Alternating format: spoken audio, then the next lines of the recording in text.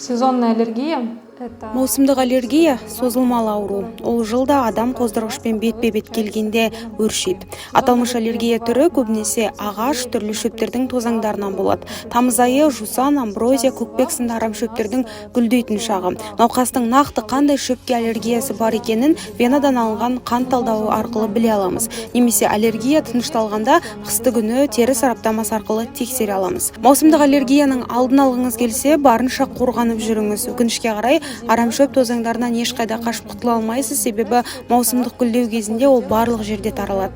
Аллергияның сыртқы әсерін бәсеңдету үшін бетімізге бетперде және көзімізге жақтаулары бар арнайы көзілдірік қолданыңыздар. Үйге сырттан келгенде бетіңізді сумен жақсылап тұрып шайыңыз, киімдеріңізді ауыстырыңыз, сондай-ақ шашыңызды жуғаныңыз абзал, себебі тозаң тұрып қалуы ықтимал, және далада көп жүрмеуге тырысыңыз.